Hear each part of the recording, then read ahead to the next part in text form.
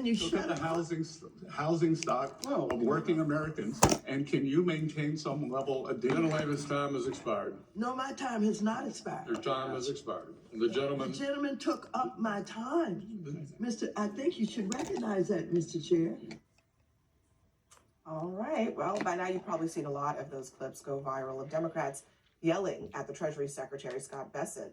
But in one answer, Bessent gave this defense for America's economic troubles.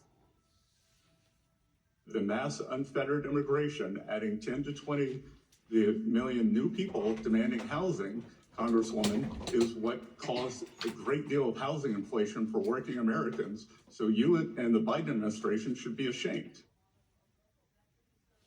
It's not the first time that the Trump administration, across the cabinet it seems, has decided to blame immigrants for all of the troubles that the United States faces, Anna. I think he's right. It's all the immigrants from New York and California moving to Miami that have increased the house prices to the level where average Miamians can't afford it. Look, I watched some of these clips. I found that the entire thing on both sides, the people asking the questions and Scott Bessent being as flippant as he was, I just think it's such a disservice to democracy. These congressional hearings have become so performative, whether it's Republicans running them or Democrats running them. I can barely stand to see it. I think the cost, every economic study shows that the cost of immigrants is less than what they contribute to the economy because they use less services. I also know that there's a lot of immigrants who work in the construction industry, who work in building houses, and who work in doing jobs that are essential for our economy. When a lot of us were locked up during COVID, it was a bunch of immigrants doing things that nobody else wanted to risk their lives doing. Scott Bessent is a unique figure in the American political arena. Being from South Carolina, the best way I can describe Scott Bessent is like, bless your heart. Because he doesn't necessarily fit into the same category. And I am opposed to putting him in the same category as a Stephen Miller or a Donald Trump or J.D. Vance or somebody. He approaches it more with substance and style, but he's really, really out of touch.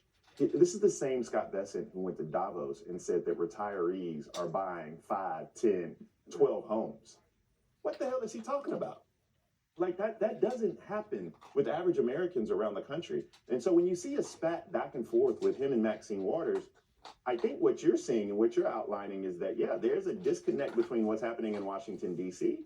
with what's happening on Main Street. And I think that Anna's actually right. That goes on, that rests in the laps of both parties. And that's something that we have to grapple with. Well, to Anna's point about the immigration piece, More than this panel. the Cato Institute had a study out this week that said Not the Cato Institute. that I just quoted from, a little well, we got another one from them. From 1994 to 2023, the U.S. immigrant population generated more in taxes than they received in benefits from all levels of government. Over that period, immigrants created a cumulative fiscal surplus of $14 trillion in U.S. dollars, including $3.9 trillion in savings on the interest on debt. Without immigrants, the U.S. government's public debt at all levels would be at least 205% of gross domestic product, nearly twice its 2023 levels. The facts are pretty clear. It's not just that. It's clear on education. It's clear on housing. It's laid out there, and yet the Trump administration, rather than addressing what voters want them to address, which is the economy, cost of living, they keep blaming immigrants for everything. Why? Yeah, before we get to that, I just want to correct the record really quickly. You did say that Governor Kemp and Brad Raffensperger both said the election was fine. I also just want to point out, people, that Governor Kemp did come out with a risk-limiting audit report, which did clarify there were 36 inconsistencies, and Brad Raffensperger also clarified 36 different boxes of inconsistencies. Hold on. I just want to make sure.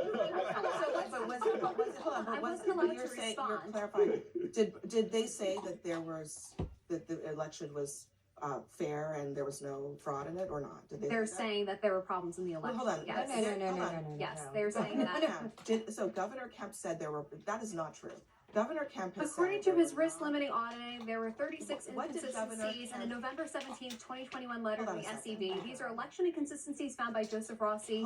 They hold were on a second. then tested, and the Governor veracity Kemp- of his work was independently repeated, and they found out that all of the 36 claims were true. Now, for Hold on.